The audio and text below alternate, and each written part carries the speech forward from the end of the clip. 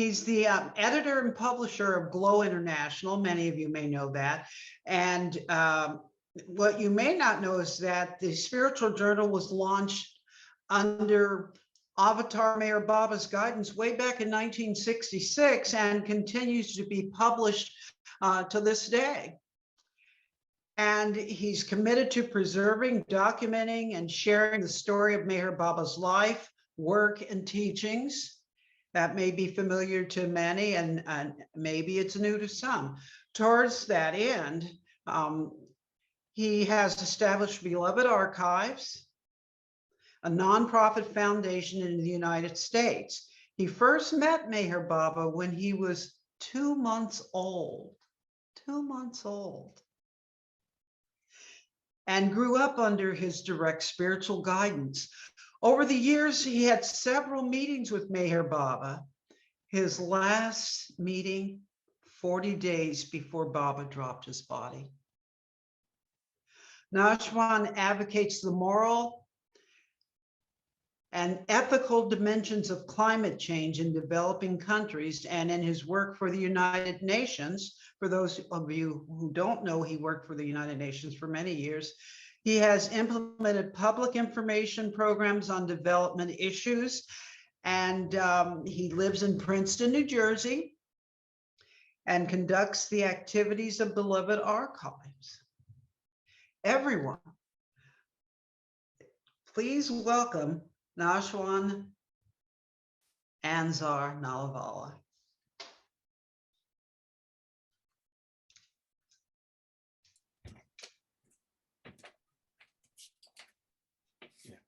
Share this. Yeah. Share. There you are. Jai Meher Baba to seekers all over the world. Thank you, Louis, for your loving and generous introduction. Many years back, Mehra Irani, Meher Baba's chief woman disciple, sent a message to the Los Angeles Center on the occasion of their SAHAVAS. I found a copy in Beloved Archives. I will read it out to you as a blessing. To all Baba's dear ones in Los Angeles, I send you my love in Beloved Baba, and I want to say how fortunate you all are to know and love Baba. For he loves us more than we can ever know, and because of his love for us, Beloved Baba has taken on suffering in his physical form.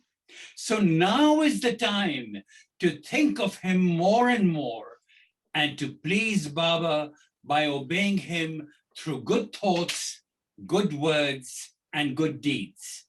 Keep Beloved Baba close to your hearts and stay happy in his beautiful love, Mehra.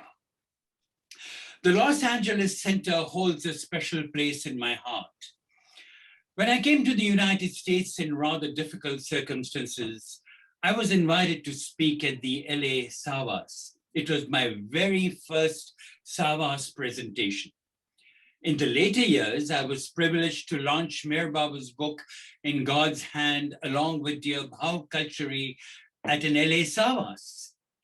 And today I plan to share at the LA SAHAVAS a few stories for the first time from my latest book, Meher Baba, From Boyhood to Godhood.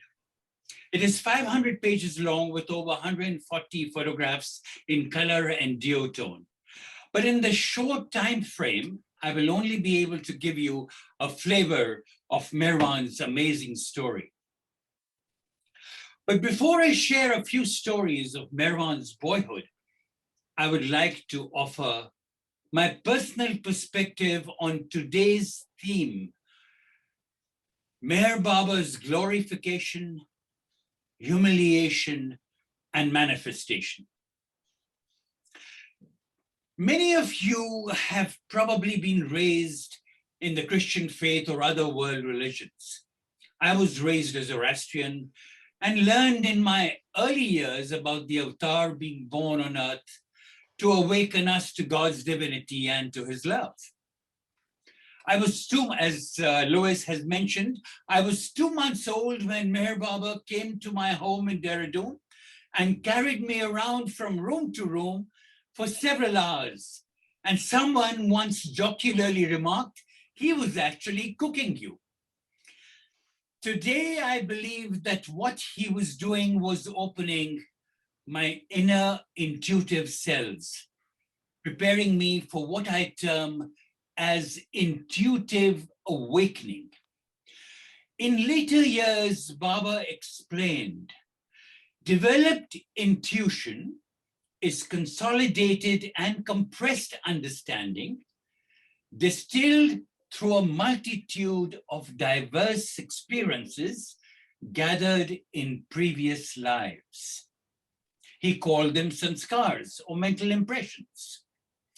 He further explained, different souls start with different degrees of intuitive wisdom as their initial capital for the experiments and adventures of their earthly careers. This intuition may seem to have been the product of past experiences, but it is more truly an unfoldment of what was already latent in the individualized self. He revealed that at the time of Jesus, mankind went from instinct to reason. In this cycle, mankind must traverse the path from reason to intuition. In my boyhood years, what I could not bear was the separation from beloved Baba. And still in my teens, I resolved to renounce everything I loved. My parents, my studies, my future, just to serve the beloved. Meher Baba slammed me with a ton of bricks. Renounce nothing but your present attitude, he said. He told me in no uncertain terms, for spiritual aspirants, renunciation is of help. But those who love the avatar are under his direct guidance and do not have to renounce anything. The lovers of the avatar have simply to obey the avatar's instructions and to love him wholeheartedly. Since I was under his direct guidance, he held me up from tripping and falling. And then I realized that the teachings of the avatar were not just words of intuitive wisdom, but a merging into pure consciousness, seeds of consciousness that we already carry within us. And through the process of receiving the living truth, this intuitive awakening would simply grow and develop from within our own being. All those divine qualities that are already present in us. Once I was awakened to Meher Baba's divinity, he gave me the ultimate gift, the gift of intuitive conviction, the very touchstone that governs and fulfills my intuitive life. On March 5th, 1965, I sat in Meher Baba's presence in Guru Prasad, and to a question about Meher Baba's divine status, he said, Naosherwan, you are God. Each one of my companions here are God. I am God, but I am conscious of my divinity. My work is to make all of you conscious of your divinity. And how do I do that? I give you the gift of conviction. To be awakened, to be conscious, means to align our consciousness with the infinite and imbibe within us all the God-centered qualities of love, of compassion, of forgiveness, of generosity, of faith, of charity, of oneness, of humility, of gratitude, and above all, being non-judgmental towards our fellow beings. I began to fully comprehend that the key was to be found not in listening to the teachings and just expressions of wisdom from the mind, but creating awareness to embody them within. These were attributes of God to be awakened within each one of us. Once Baba commented, awareness is a great help to me in my work. The more I became aware of the attributes of God, I began to identify and label them to work on them as beloved Baba would want me to do. Once in Mandli Hall, Erich shared the most frightening experience of his time with beloved Baba. He told us that during our travels after the Manonash period, we found ourselves in the middle of Hindu orthodoxy, where rites, rituals, and ceremonies were practiced very rigidly. When we landed there, Erich said, we were not pleased with the arrangements. There was a sea of humanity of people, and in the middle was Baba's stage and Baba's chair, and he was sitting on it.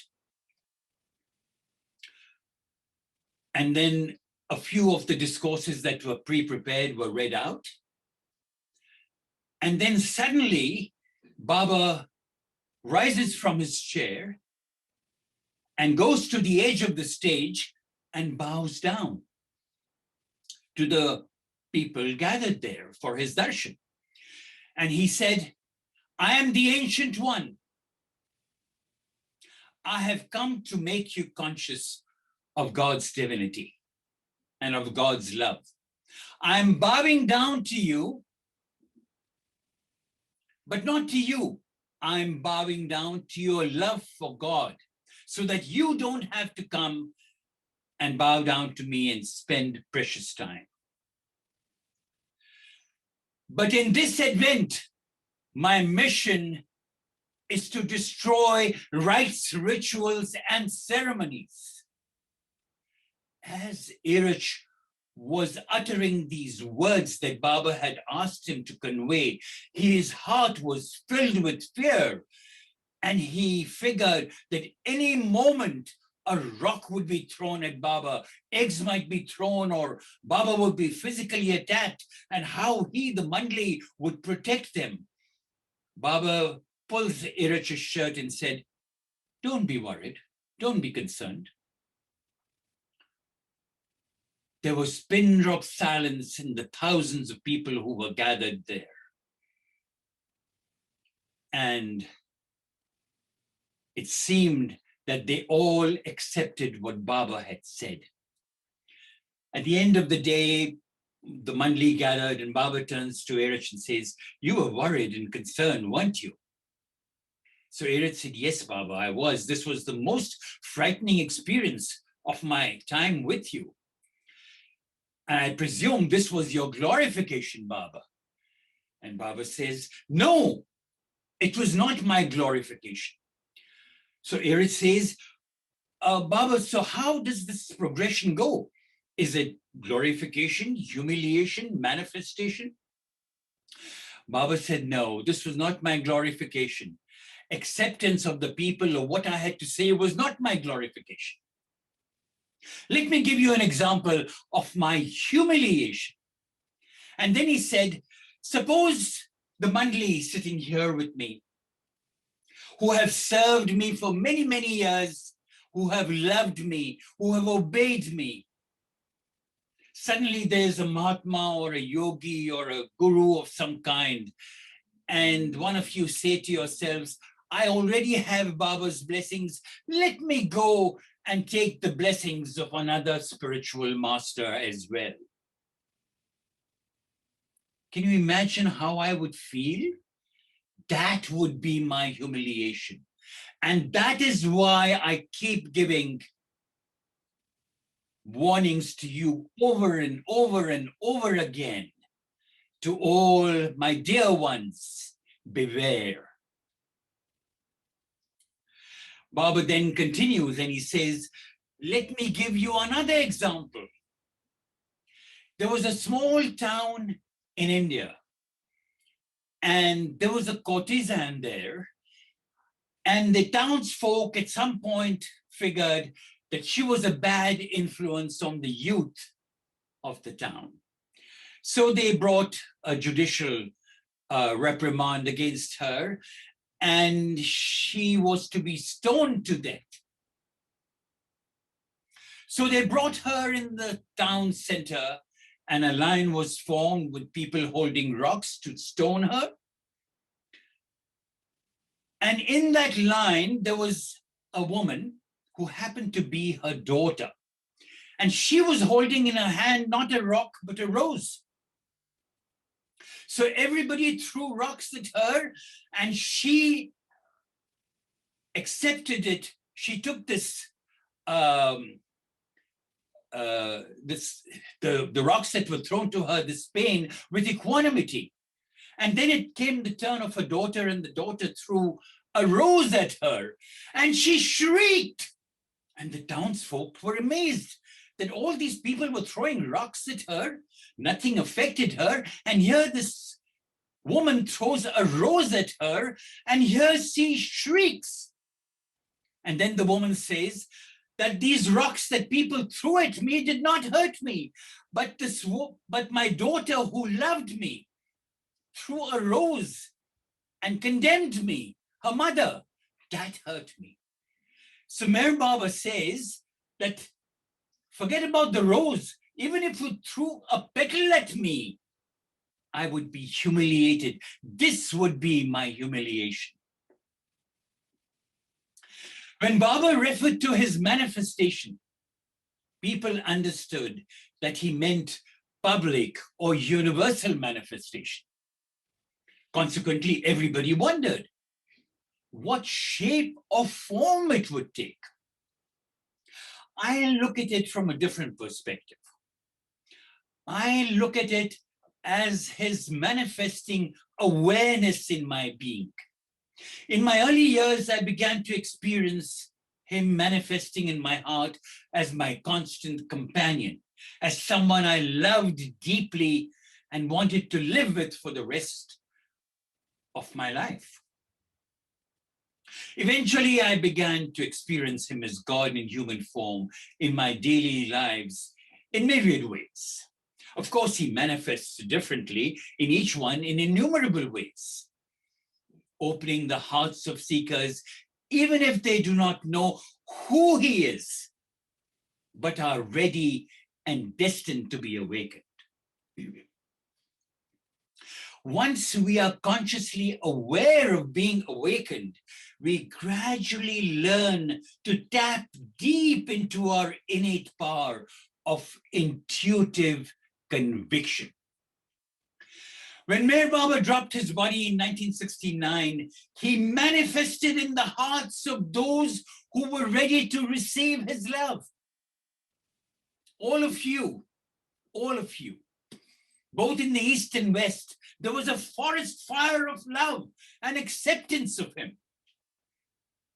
Seekers everywhere began to believe that we are all equal, all are one, and all can bring our own little bouquet of intuitive wisdom towards making a better world. Meher Baba manifested awareness in our hearts with the acceptance that we all have our beloved within us, and we are not separate in any way from our own divinity. That is Meher Baba's manifestation.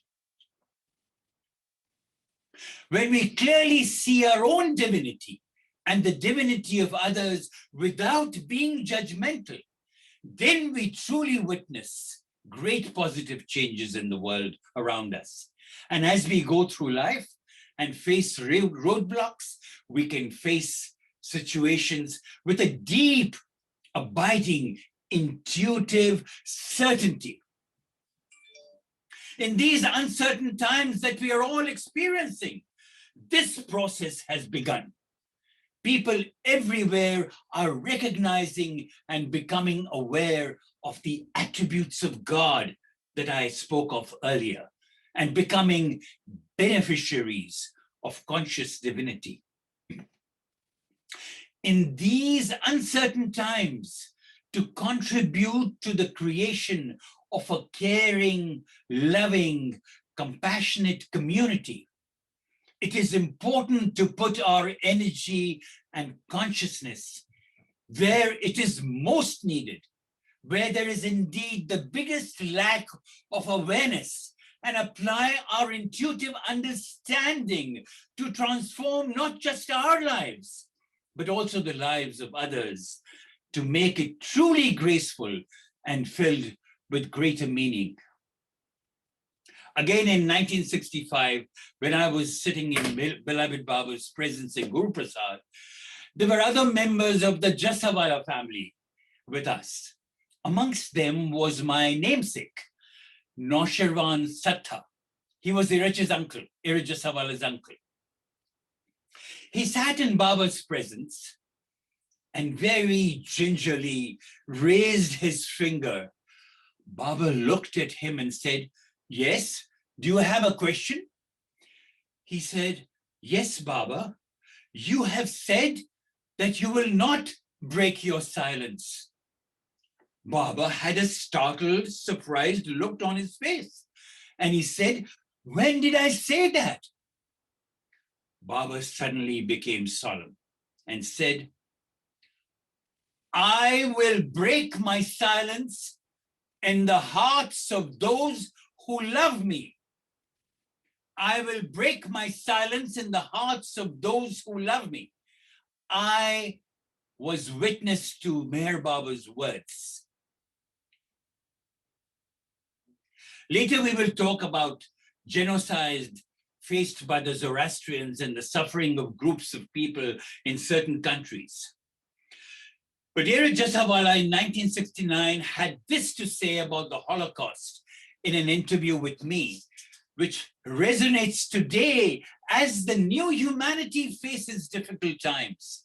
Iraj said, "If the Holocaust had not become part of recent history, those individuals whose lives were affected would have continued to live in the same old way, and the world would have gone on as before, providing the same material sufficiency for that so-called happiness which kept everyone complacent.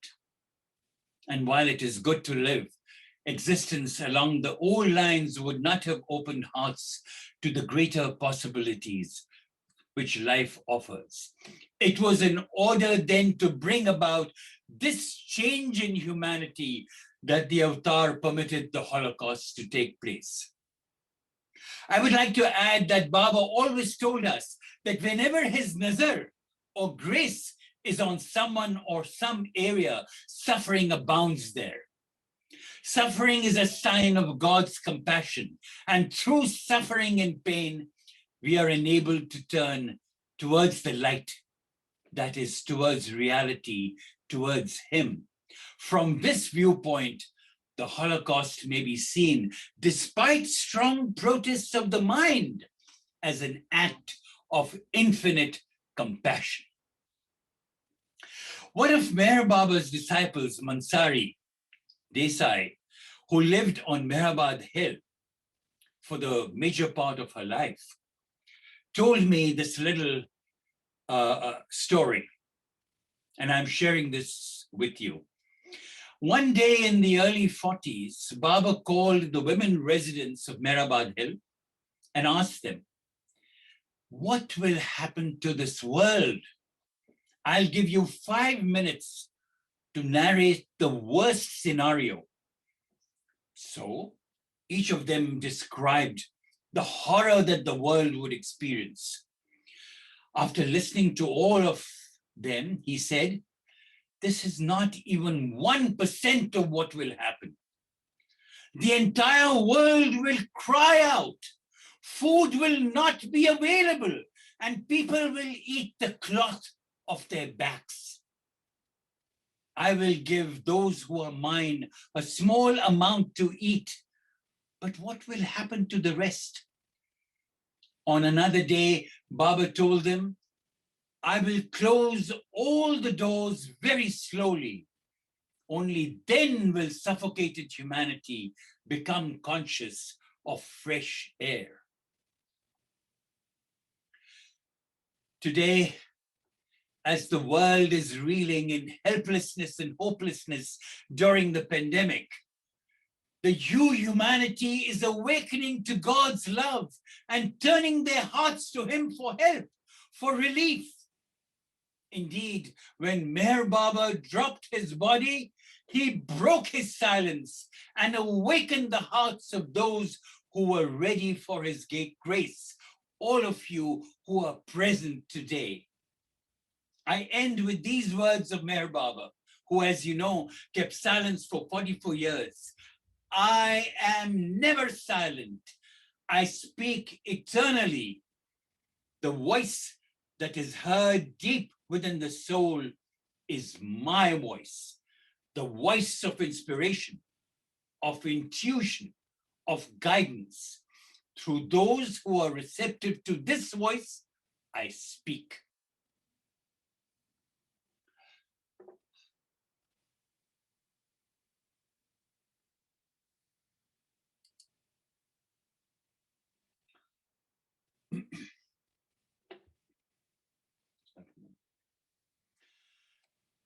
These past 2 years, while the world waited with bated breath for the pandemic to taper, I worked on a book for which I've been collecting diaries and memoirs of those who shared Meher Baba's boyhood as Mehraban. The book, Meher Baba From Boyhood to Godhood, is on the cusp of being released in late summer. Meher Baba dropped his body, as you all know, on January 31, 1969. While his body lay in state in the tomb atop Mehrabad Hill, I clutched his feet in the tomb crypt and pledged to write his biography. Consequently, I was invited by his close disciples to live at Merazad to collect details of his life, work, and teachings. The two disciples who guided me in writing the biography of the avatar were his sister, Mani S. Irani, and his chief male disciple, Iraj B. Jasawala. Each day they shared unpublished material, diaries, notes, letters, and manuscripts written by Baba's early disciples, most of them unpublished. When I wrote his biography, which many of you have read, The Beloved, The Life and Work of Meher Baba, which was published in 1974 and has since gone into 8 printings, a vital area of his life was missing. His early years as Mehraban, the name given to him by his parents at birth. I resolved that I would research Mehraban's boyhood and detail how he came to be accepted the world over as the avatar, God in human form. At Merazad,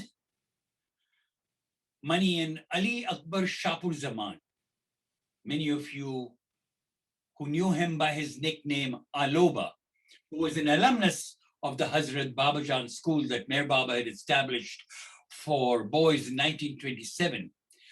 He was a former resident of Yazd in Persia and one of Meher Baba's close disciples. He counseled me that if I were to research the life and times of Baba's father and mystic Sheriyar Mundegar Irani and his family, I must visit Iran. I decided that I would travel to this ancient land and gather details of Baba's family and later walk through the lanes and by lanes of his birthplace, Pune, where he was known as Meherban. In 1976, my mother Franny and I traveled to Tehran, Iran. From Mehrabad International Airport, we drove to the village of Kashanak and entered the home of Esfandiar and Shireen Vesali, our hosts during our stay in northern Iran. Their house was located just outside the ramparts of the Naosherwan Imperial Palace that you see in this picture. Esfandiar, sitting here with his wife and one of his neighbors, was a student in the Hazrat Babajan school and had returned to Iran under instructions from Baba. We met his three sons, Iraj, Faridun, and Parvez. Esfandiar told us about an unfortunate incident of arsenic poisoning that had impacted the family. His wife Shireen, this is his wife Shireen, had lost twin babies she was carrying. But most tragic was what happened to his youngest son, Parvez. He suffered severe brain injury. Esfandiar suspected that it was Islamic religious zealots opposed to Meher Baba had poisoned his family, but on the advice of Meher Baba, he did not take any legal action. We all are familiar with the genocide in Germany against the Jews, against the Armenians, in the Spanish colonies, in several countries, too innumerable to mention. What has not been narrated is the genocide against the Zoroastrians during the Qajar dynasty in Persia. Here you see a Zoroastrian family during the Qajar dynasty. This is a picture of a Zoroastrian family during the Qajar dynasty. Now, the original name was Persia, but in March of 1935, the Shah decided that it would be called Iran, and that is why it is today called Iran. Before 1935, it was Persia. While Esfandiar gave us glimpses of how the Zoroastrians were persecuted as we traveled around Tehran, we learned of the genocide against this ancient religion that eventually forced Meher Baba's family to migrate to Iran, along with a very large number of Iranis who migrated to Pune and Bombay. Many Irani's memoirs sent to me in 1962, which have all not been published and will appear for the first time in this book, and the memoirs of Beli Irani, his boyhood companion, which have been used in some of the biographies, but will appear in full in this book, and diaries of his early disciples, formed the very backbone of my narration about Meherban's early years, as well as about their father Shehryar, who was a dervish. This is a photograph of dervishes in Iran, Irani dervishes in Iran. Mani's memoirs give us insight into the fact, and Mani says, that the influx of Iranis migrated from Persia to India about the time my grandparents came was chiefly due to the tyranny of the Muslims who were rulers of Iran. So one of the areas we hoped to investigate in Iran was the plight of the Zoroastrians who lived in Persia in those uncertain times. We arrived at Mehrabad International Airport, which serves Tehran in Iran. We noted that it had no steeples or domes. Yet it had a strange aura of religious fervor. We saw women covered in burqas, which are long black garments, and most of the men were walking around praying with rosaries. In Tehran, we met Zoroastrians and followers of Meher Baba. In Shiraz, we visited the tomb of the poets Hafiz and Sheikh Sadi. And in Meher Baba's ancestral home, Khurramshahr, in Yazd, we met Shams, an attorney. His father had been a friend of Shahryar's family. He had a photographic memory and gave us a vivid account of those difficult times. Shams told us that he had grown up hearing tales of the suffering the Zoroastrians had to undergo. He told us that they were threatened with forced conversion, and property belonging to Zoroastrians were confiscated for the use and profit of those who converted to Islam. There was nothing like justice for the Zoroastrians.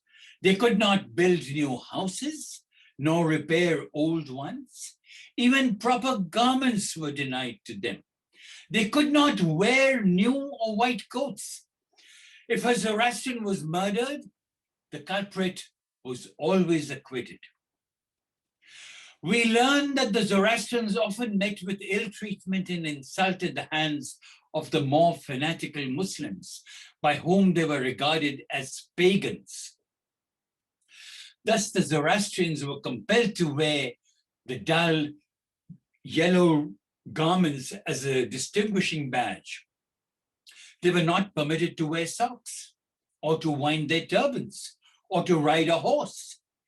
And if, when riding even a donkey, they should chance to meet a Muslim, they must dismount while he passes, and that without regard to his age or rank. They were often robbed, beaten, and threatened with death unless they would renounce their ancient faith and embrace Islam. Many of them were put to death. As we walked through the towns of Khurramshahr and Jafarabad, we witnessed the extent to which the Zoroastrians suffered. Most of the houses we visited in Khurramshahr were low and dug below the level of the road. The houses had to be built low so that the Muslims could reach the opening of a Zoroastrian home and enter it at will.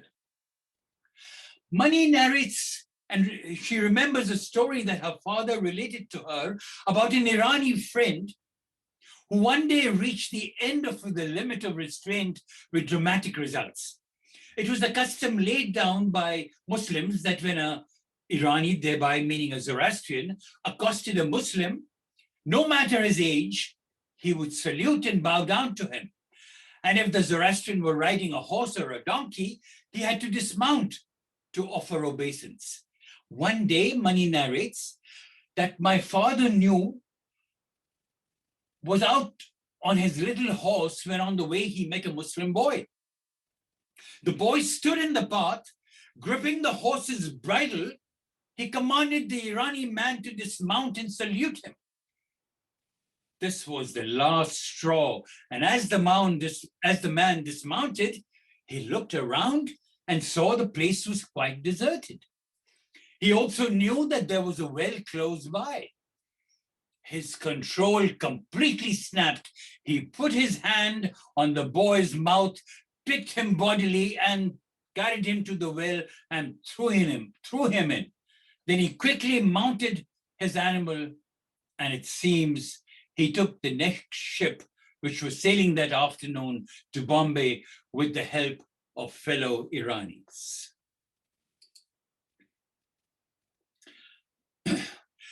Meher Baba's father was a keeper of the Tower of Silence. So during this visit, we were able to visit Qasimabad, which is where Shahriyar Mundegar Irani and his father Mundegar worked. So this is the entrance to the Tower of Silence. And this is the Tower of Silence itself at Qasimabad. So they were known as Nasir Salars or caretakers. So I thought I'd show you the photograph of Qasimabad. We met a guide who took us there. He told us, he didn't know who we were, but he turned to us and he said, "You may not know, but the man who looked after this Tower of Silence, his name was Sheriar. He was a mystic and a darwish. And when we went up the Tower of Silence, we stood at the top, and for miles there was arid land." And he said he walked across this desert and arid land and went to India.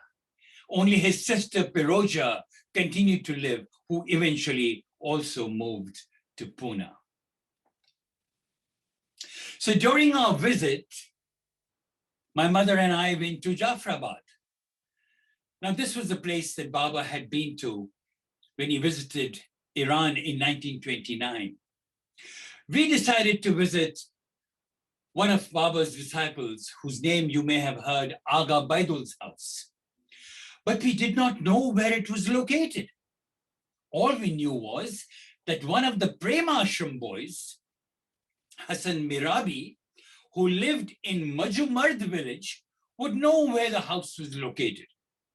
So we set out for the village and we asked a group of young men in the public square if they knew Hassan. They said they knew of Hassan Rafi. Hardly had they mentioned his name when we saw this man coming towards us. He said he knew where Baidul lived in Jafrabad. So we got into a taxi and we drove through the sands of a windy desert patch. Suddenly the taxi got stuck in the sand and we walked the difference. We walked to Jafrabad. And when we arrived at the village, this was the first scene that I came across. And I remember I took this photograph, and the first thought that came to my mind that this could be a scene from the Bible that Jesus may have seen. It looked very biblical. Jafrabad looked like a biblical village. But when we walked Jafrabad, there were no inhabitants in the village. They all had left due to lack of water. A tanker used to come with irregular intervals to give water to 3 people who lived in the village. So when we called out, we heard a faint response. And who comes out from this house were 3 people. Ardeshar Yazdani, his wife, and an old lady, Wahabid Shirmardi. And this man is Hassan Mirabi. So along with our new friends, we walked the same lane that Meher Baba had walked, the one that I showed you. And we reached Aga Baidul's house.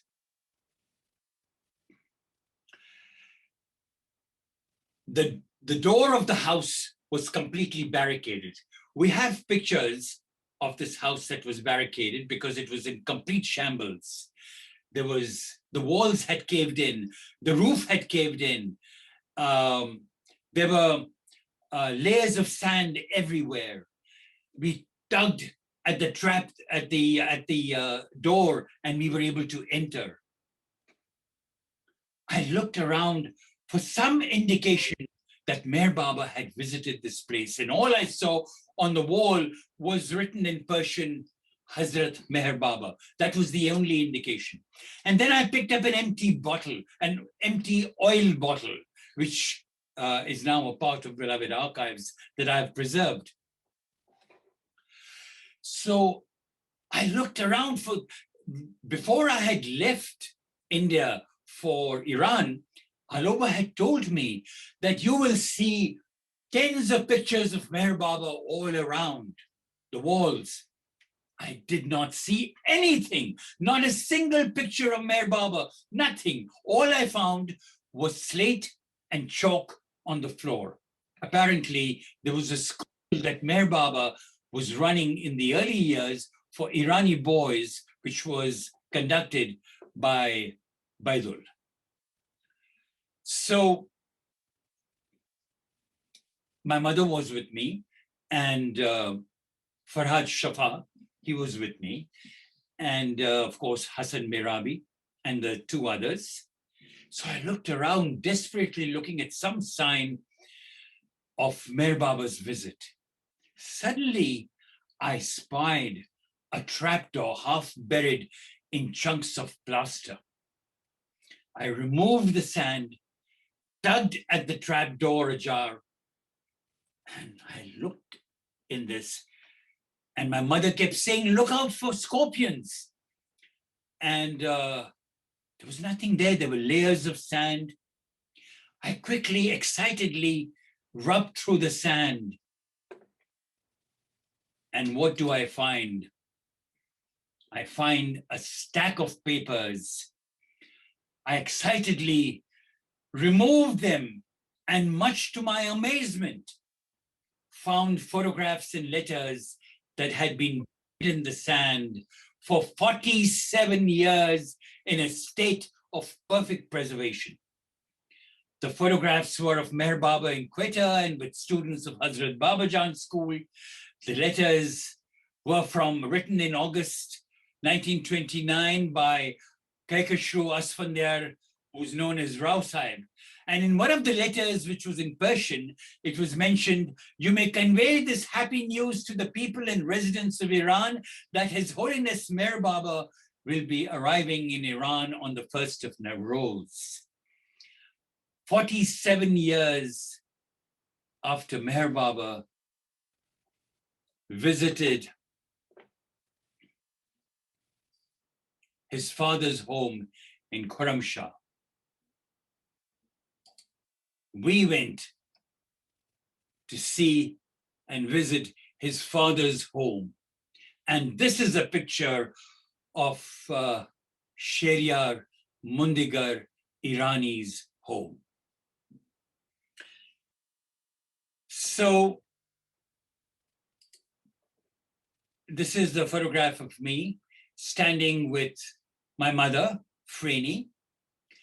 And this lady is Pariduk Faridun Rodi, the wife of Baba's cousin, Shapur Merdadi.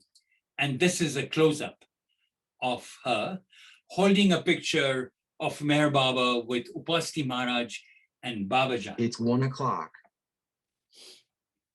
Doing well? Oh, yeah, 30 minutes. Yeah. So she showed us around the house, and she told us that the old house had caved in and the present home had been renovated in 1936. She took us in and pointed to an oven and a cellar, remnants of Shehryar's original home that had survived. She narrated a little story that was quite interesting. She said that she remembered with much devotion meeting Meher Baba in 1929. And one day, many years back, she found her stock of flour was exhausted and she had no money to buy more flour.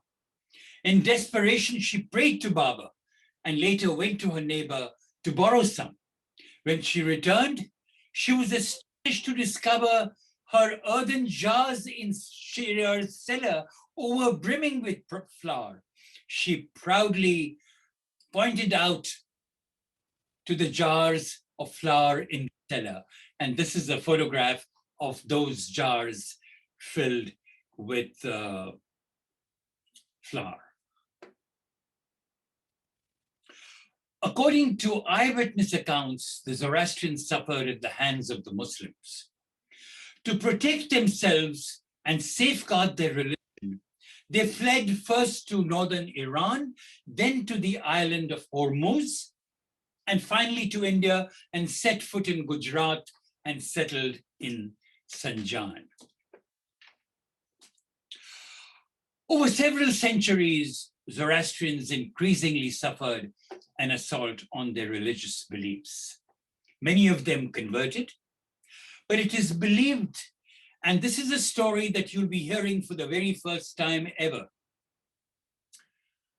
Many of them were converted, but it is believed that a small group of Zoroastrians secretly saved the original books of the prophet Zoroaster's teachings from being destroyed and hid them in caves, living ostensibly as Muslims, but adhering to their Zoroastrian faith.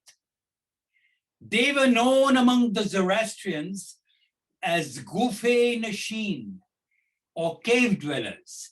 Gufe meaning cave, and Nashin meaning dwellers. So the story goes that it was on the way to Jafrabad that Meher Baba's Mandli experienced a mysterious occurrence. The car suddenly developed mechanical failure for no apparent reason. And Meher Baba stepped out and walked a short distance into a field and waited, as if expecting someone to come. Suddenly, out of nowhere, the disciples saw a tall man riding a horse come galloping in Baba's direction.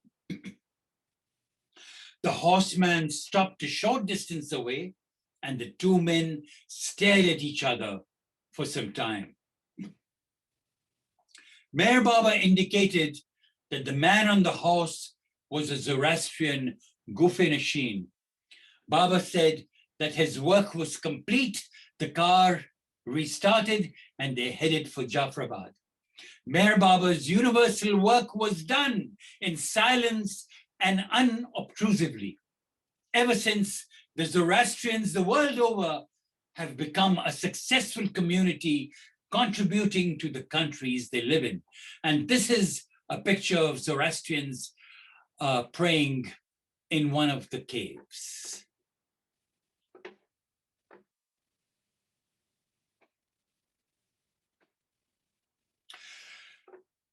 To examine the life of Meher Baba's Meherban is to explore what it means to be a child with the mantle of godhood. The story begins with the spiritual search of Meherban's father, Shehryar Mundigal Irani's antecedents. Shehryar was born in 1853 in Khorramshahr, in the Yazd province of Persia. I'm giving a little overview for those who may not have read about Shehryar. Shehyar's father, Mundigar, was a native of the city and a keeper of the Tower of Silence, wherein the Zoroastrians place their dead. Mundigar had 4 children, Mahasultan, Piroja, Khudadad, and Shehryar. Shehryar was born in a poor family and, despite being unschooled, had a good knowledge of the Persian language, Zand. Dari was a dialect that was spoken by roughly 15,000 Zoroastrians in and around the cities of Yazd and Kirman. When he was 5 years old, Shehryar lost his mother, which made him turn more and more towards religious thought. He would accompany his father to the Tower of Silence and stay with him there, joining him in prayer and meditation. While most children his age played games, Shehryar spent time with his father in devotion to Ahura Mazda and discussing issues of the day.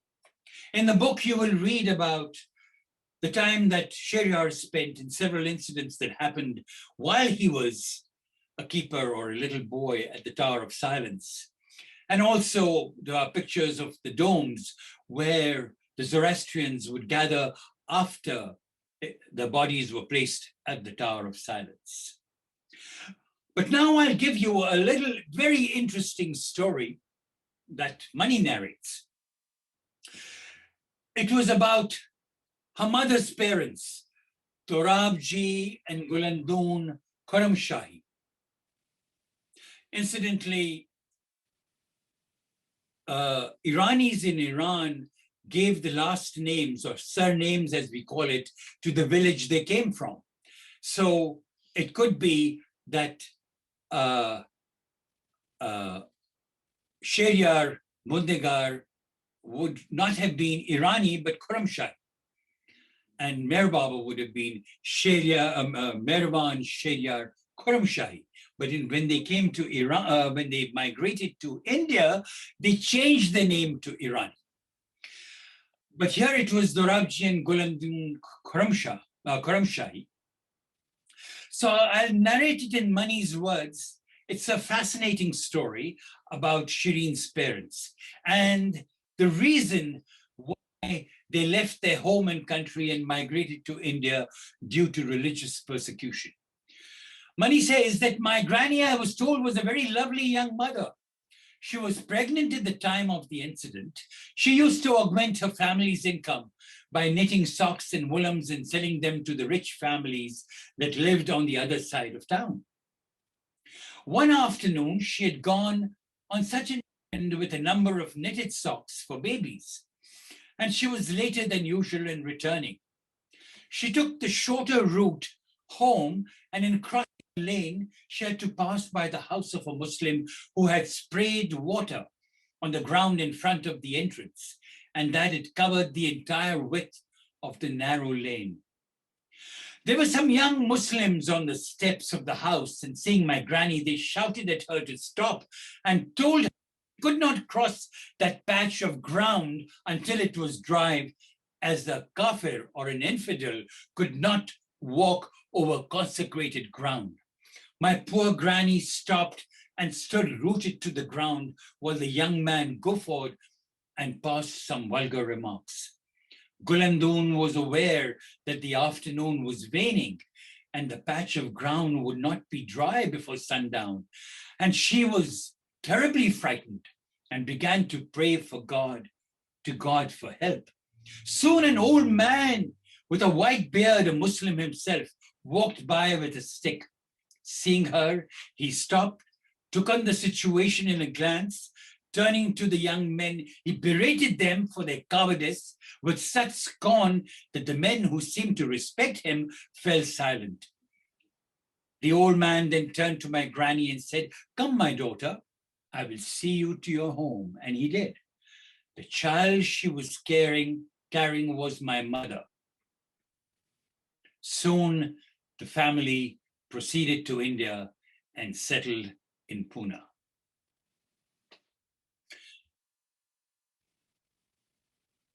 When he was born, Shehryar and Shireen called him Mehraban. His other name, Meher Baba, would come many years later. As we all know, it was in Pune that Shireen gave birth to Mehraban at 5 a.m. on February 25th, 1894, in the Sassoon Hospital, David Sassoon Hospital in Pune. Now I'm showing you this picture. All of you know that Mehraban was born in David Sassoon Hospital, but this is an original photograph taken in 1894 by Raja Deen Dayal, who was the first Indian photographer of India. And this was taken in 1894.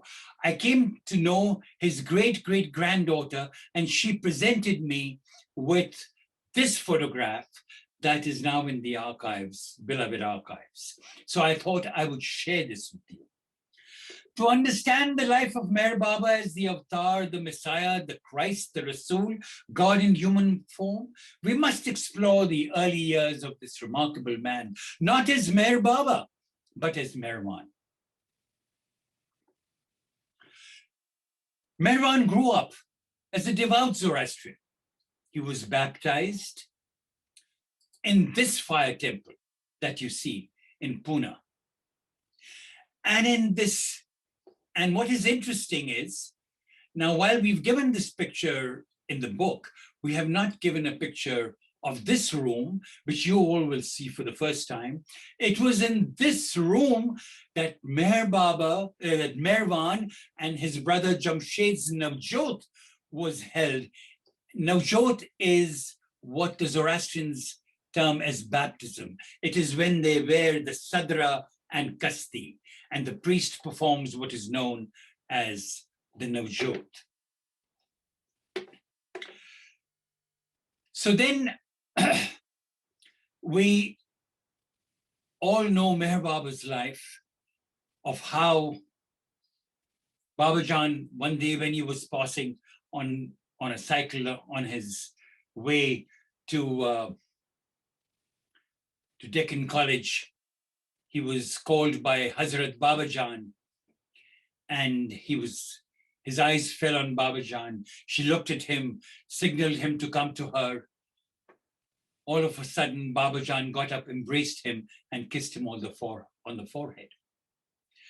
But not many of us know was what happened next. And I have a narration by Erich. So this is Erich saying, I asked Baba what happened to him at the time. And Meher Baba said that it was indescribable. All I can tell you now is as soon as she kissed me, 1,000,000 volts of electricity flashed throughout my body. It was so agonizing, I could just not control myself. So I sat down. I sat for 15 minutes, not knowing what it all about. And then I suddenly got up and walked away. I asked him another question. Baba, was that your first meeting with Babajan? You must have passed her by every day on your cycle. Baba said, yes, that was our first meeting. At the very first meeting, she called me and kissed me. Although I used to pass by the area all the time, I was absolutely indifferent to the whole sight that was there. I used to see Babajan as I cycled on my way to Deccan College. I was in Inter Arts second year at that time. I asked him again, how long did this state continue, Baba? He replied, I don't know how I got home. I don't know who took me there, but it seemed as if the earth had slipped under my feet. Creation receded, nothing mattered. There was nothing, nobody, not even me. I found myself in bed. Now I'm going to show you two pictures. One of them is in the book and the other is not. When Babajan dropped her body, Mani decided that she would go and see her lying in state. So she was in a convent school, and the Babajan's tomb, Babajan was lying in state very close to where her school was. So she quickly went there. She heard that Babajan had dropped her body. So she quickly went and saw her body on a white marble slab. And she said, I expected her to open her eyes or to say something. She was so pink, she wasn't white. And there was a little smile. I didn't want to move, but somebody pushed me from behind. Then I left and went home. So the next picture is not in the book, but you're going to see this for the first time. The reason I did not put it in the book is because it would not reproduce too well. But I found this when I went to visit Babajan's tomb in 2018.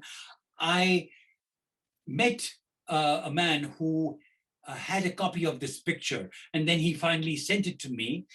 And this was Babajan, Hazrat Babajan's original tomb in 1931, when she dropped her body. She dropped her body in 1931.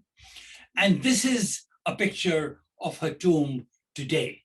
This is the picture of the Dargah of Hazrat Babajan.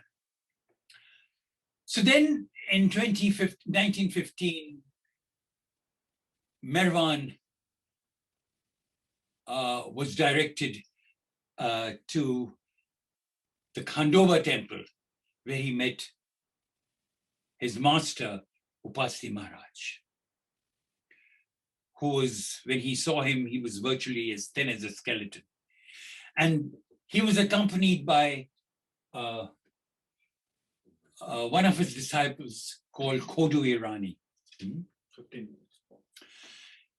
And Upasthi Maharaj apparently picked up a stone, threw it at, with full force, and there was a permanent scar on Merwan's forehead.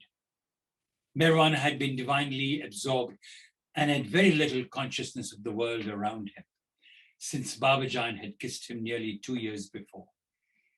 With the wound from the stone thrown by Upasti Maharaj, Merwan's worldly consciousness was to gradually increase and eventually return completely, though this process took 7 years. And this was the temple where Upasti Maharaj first was sitting and threw the stone at Merwan. This was the Jhopadi. Again, it's not in the book, but I'm showing it to you. This was the Jhopadi where Merwan and Maharaj would spend many hours in seclusion. And this is Upasti Maharaj, and this was another little room. We often hear of that room, the Jhopadi, where Baba spent time. But soon after Merwan went to spend time with Upasti Maharaj for 5 years, his mother agonized and wanted him back. She repeatedly went to Upasti Maharaj. You have read those stories, and you will read many, many more stories in the book about how Shireen went and begged Upasti Maharaj and went to Babajan and pleaded and asked them to send Merwan back home. She loved her son so much and could not bear to see him away from her. In 1936, in an interview with Norina Machabali, Princess Norina Machabali, whose entire interview you will read in the book, she narrates in detail how she begged of Maharaj to send Merwan home. And this is a picture of Norina with Shireen Irani. When Merwan was growing up with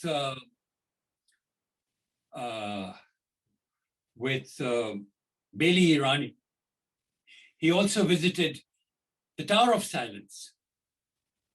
This is a picture that you might never see anywhere else because no one is allowed to photograph it, but our intrepid photographer, Siodia, photographed this, and we are privileged to feature it in the book. You will read about details of Baba's visit to the Tower of Silence. But I'll move on to another very interesting story about Merwan. And this story was narrated in the memoirs of Beli Irani. Merwan always looked up to women with respect. He considered them as his mother or sister and would never tolerate any loose language concerning them.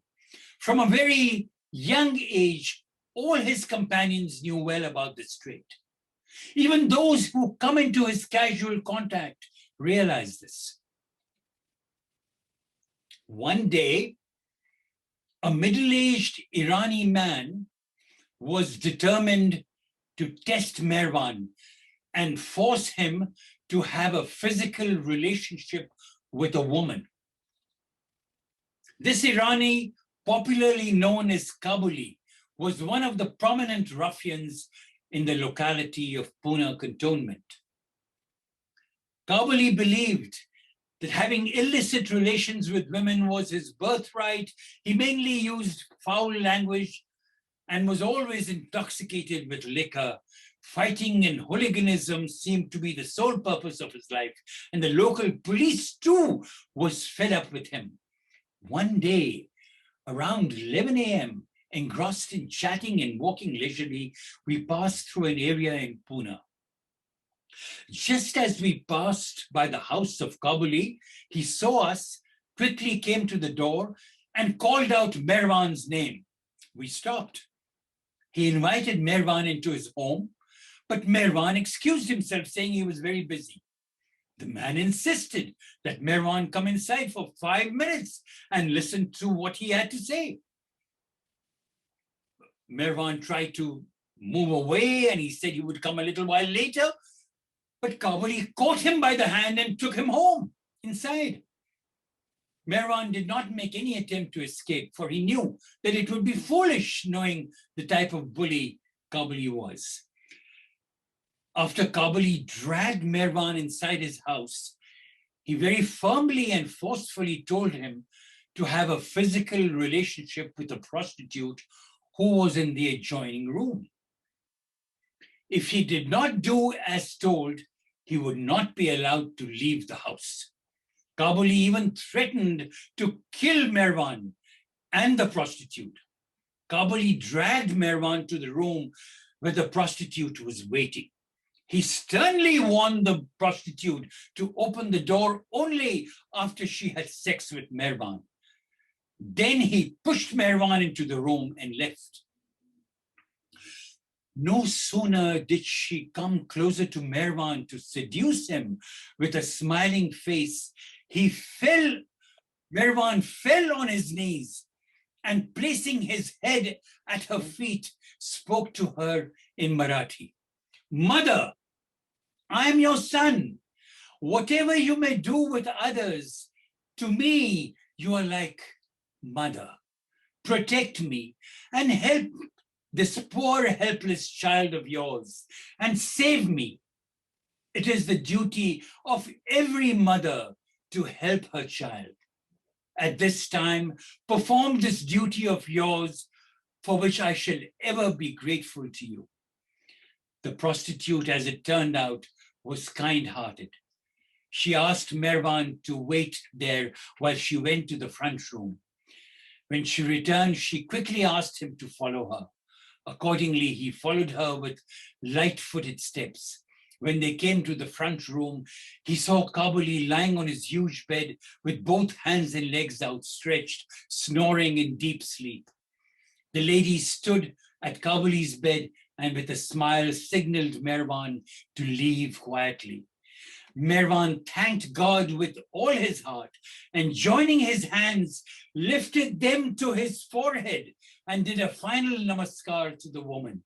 He left the place very cautiously with a deep sigh of relief, and he came to find Bailey.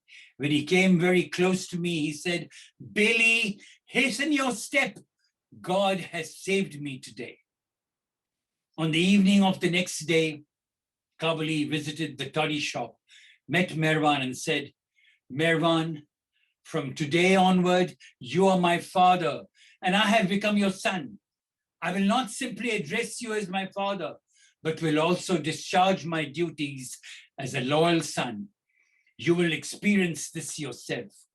Saying this, he took Merwan's hand in both his hands and said, Praise be to your creator, honor be to your parents, and admiration to yourself. Merwan had transformed a lost soul. I just thought that I would show you this lovely picture of Mani Irani, who was born on December 15th, 1918, when Merwan was 24 years old. His sister Mani was born in Sassoon Hospital, and Merwan was the first to see his baby sister. He picked her up, kissed her, even before the nurses could give her a bath. All of you know that soon after he left Sakori, when Merwan declared him Adi Shakti, he moved to Ferguson Road in Pune at a jhopri. And this book has a complete section of Meher Baba's time with Bailey Irani, just the two of them in the jhopri. Bailey Irani was given the task of writing Upasni Maharaj's biography called Sakorina Sadguru, the Sadguru of Sakori. And there are several stories associated with his writing.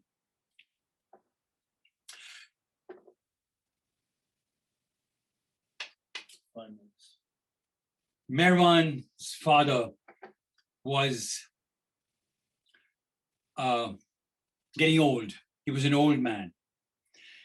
And this is a story narrated by Mani. My father's deep trust in the inherent goodness of man rebounded on him severely in his old age. And he had taken a young man in his business whose name was Mulog. Even in his mid-60s, he would personally attend the auction of toddy tree lots purchased for the season by the people in the toddy business. One day, Mulog invited Shehryar and prepared his favorite dishes. And by the end of the evening, he put an official-looking typed sheet of paper before Shehryar and asked him to sign it.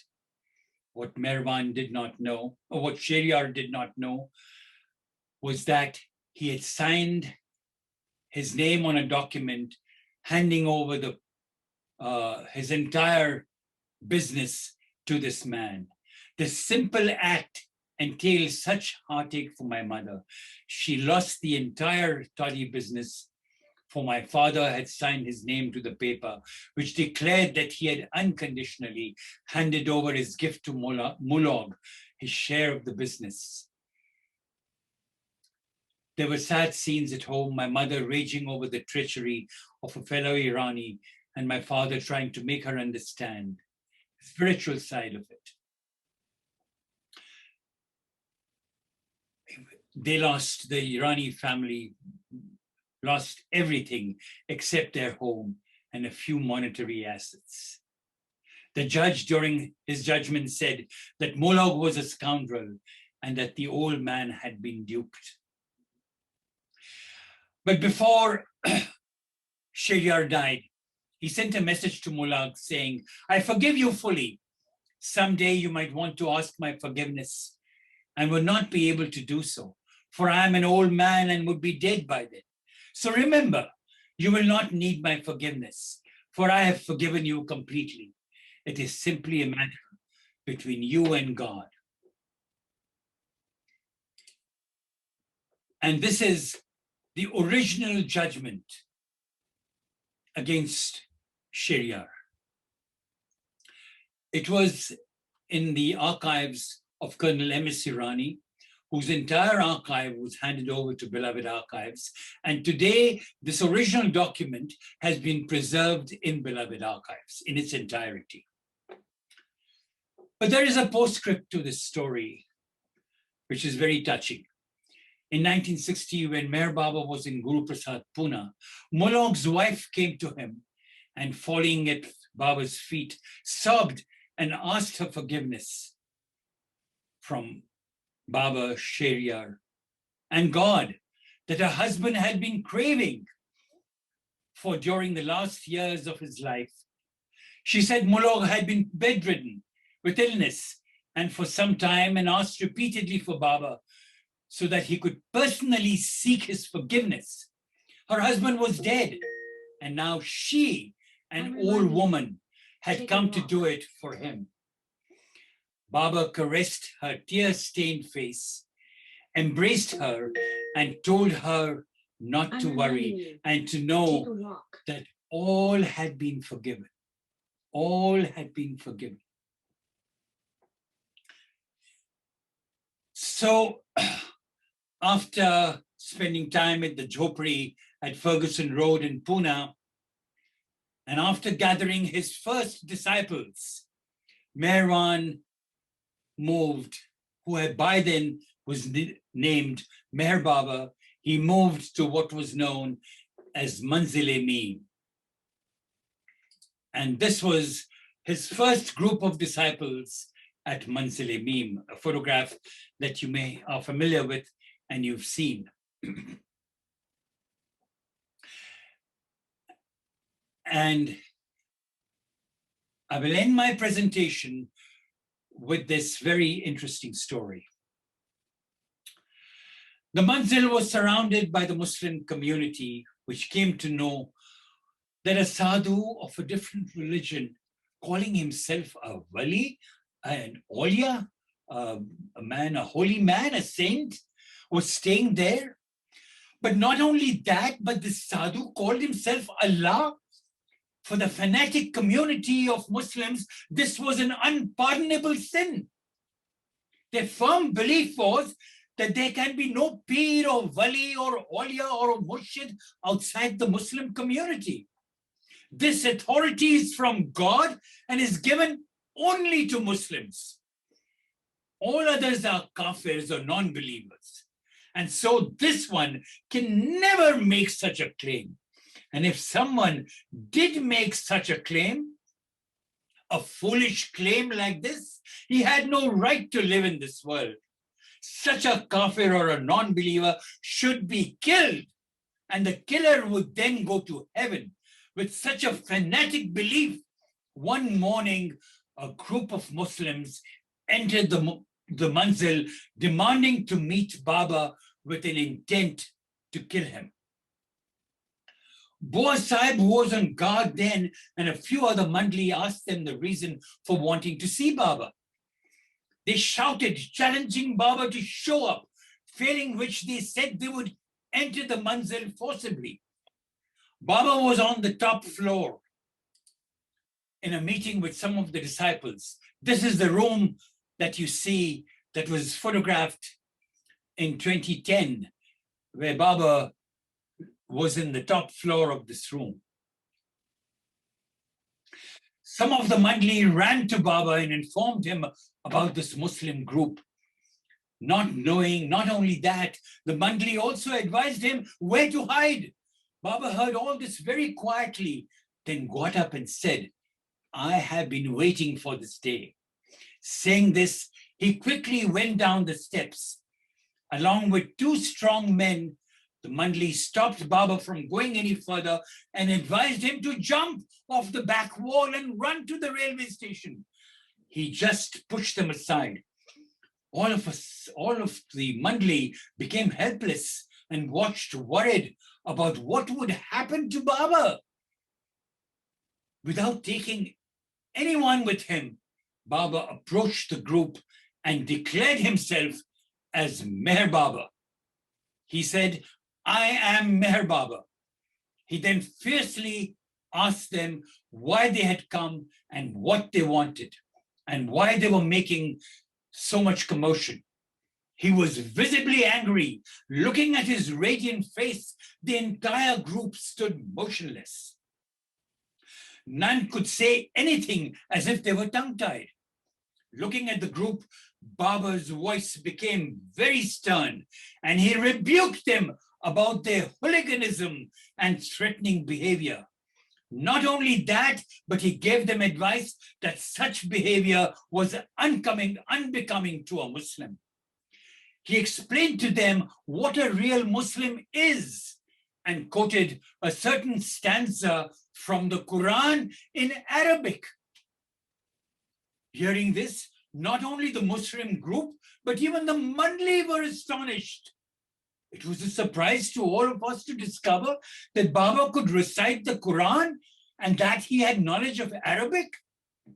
Nobody ever imagined that he knew the Quran. Pointing to all the Muslims standing there, Baba said that he was a true Muslim. Finally, he advised them to lead useful and pure lives, give charity to the poor, bow down to God with a sincere heart, at least once a day, if not 5 times. Those in the group who had entered like lions left like lambs, with bowed heads saying, "Salam alaikum." They left. Then they came back under different circumstances, and that is narrated in the book, why they came over and over again, seeking Meher Baba's blessings. Meher Baba's mission had begun, and this is the photograph of Meher Baba when he began his mission from Manzil-e-Meem. It was the first photograph that was taken after God realization. As you carefully read through this book, you will experience Persia through the life of Shahryar and all those who shared stories of those uncertain times. You will sing with Meherwan songs he composed as humor, and perform the Arti to Pasti Maharaj that he so lovingly wrote. You will sit with Shireen in her kitchen, listening to her share tales of her son Merwan's boyhood. You will walk the lanes and by-lanes of Pune with Bailey and Ramju and Abdul Ghani. You will sit with Erich and Mani in Mudley Hall, listening to stories of their lives with the Avatar.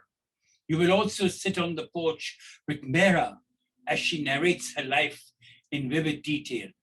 Indeed, you will go through the entire progression from Merwan to Mer Baba and join him as he begins his Avtaric mission in 1922. Mer Baba from Boyhood to Godhood features for the first time authentic witness accounts of Mer Baba as Merwan, narrated by those who lived with him and chronicled their experience, all from original sources.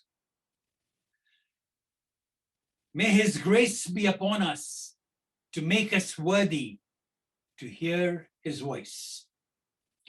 May his grace be upon us to awaken intuition to each one of us. May his grace be upon us to share with our companions the gift of conviction that the beloved has given us in his divinity. Avatar Meher Baba Ki Jai.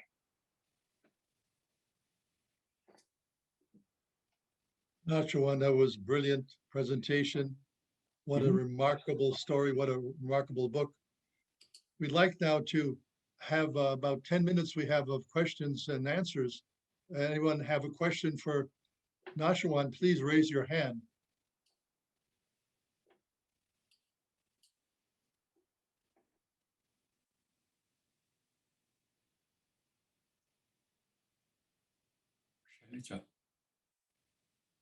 Oh, let's go with Salaja. Go ahead. Jai Baba Naoshji. Jai Baba Shailaja. Jai Baba, thank you for that wonderful presentation. I have a quick question about that story. You mentioned there when Baba was in the car and they were driving to Jafrabad, I believe. Yes, yes. And the mysterious thing happened, you said, when they stopped. Yes. And then this man came on the horse and they met. So who was this person who came on the horse? Yes. In the preface to the story, I mentioned that when during the tyranny of the Islamic rule, the Qajar dynasty, a large number of Zoroastrians were converted from Zoroastrianism to Islam.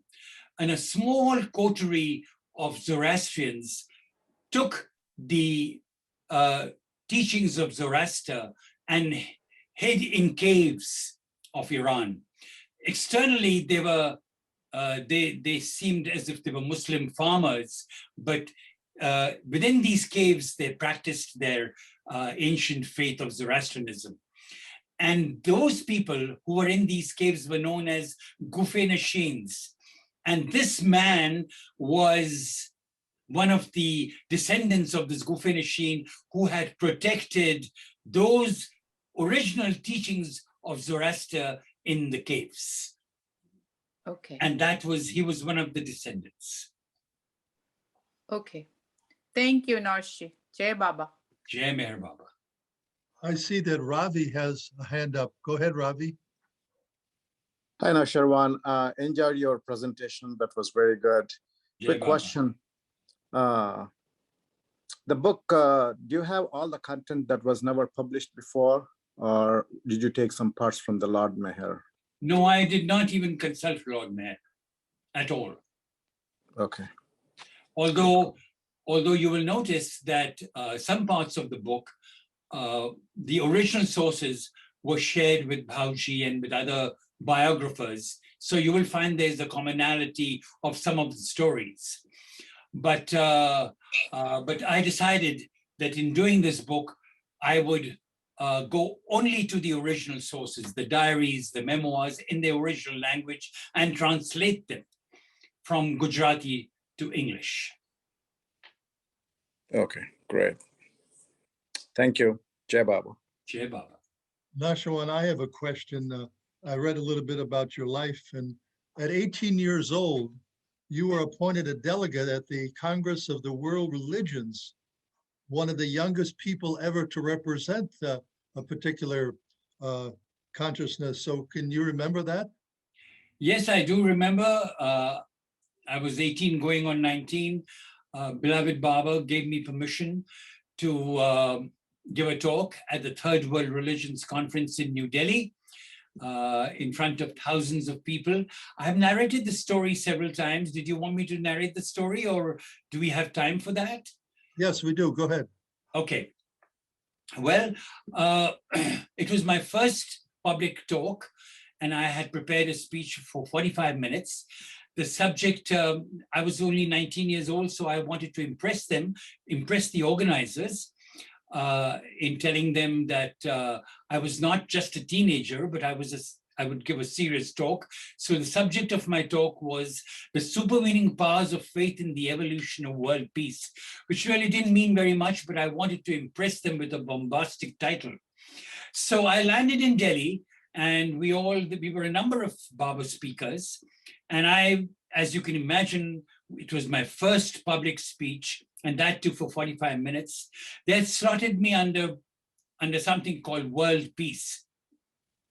So this conference was organized by Muni Sushil Kumar, who some of you may have heard.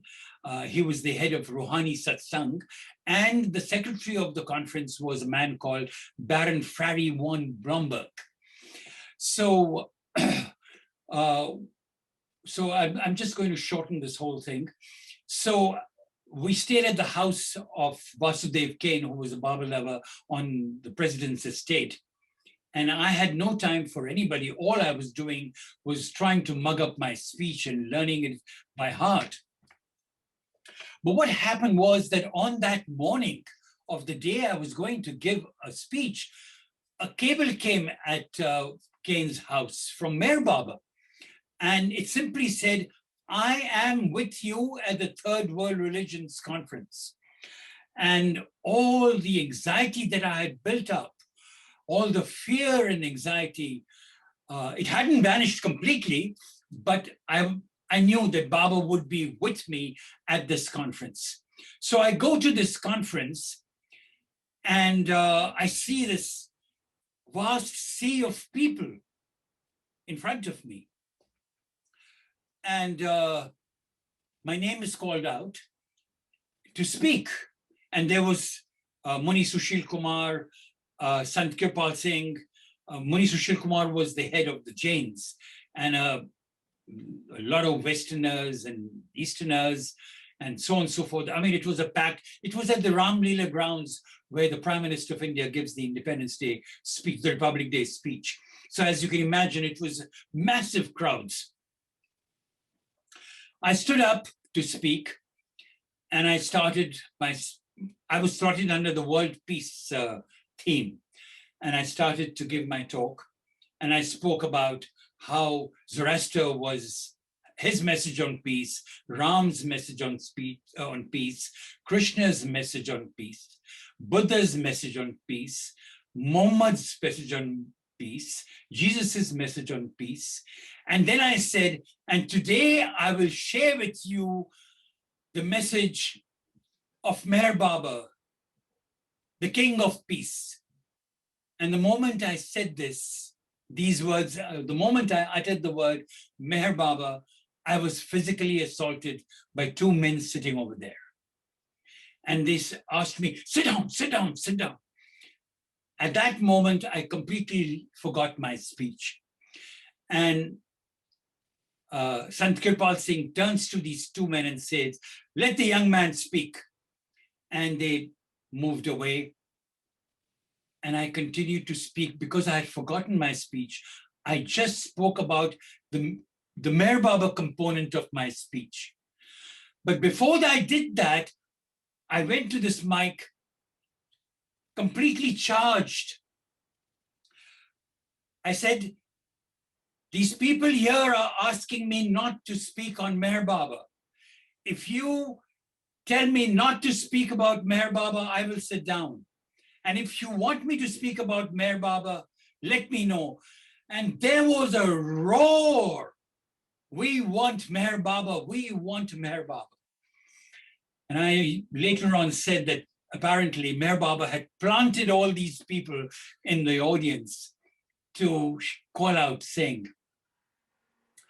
And I gave a talk about Meher Baba at that meeting. And then later on, Baba called me to give a complete narration of my experiences at that time, also with the Zoroastrian group who I had given a talk to that evening, and the head priest of the Zoroastrians had walked away.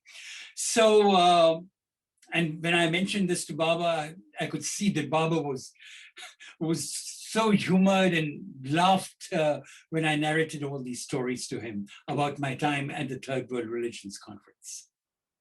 Wonderful, Naosherwan. I was wondering, can you give a means of people obtaining Boyhood to Godhood book?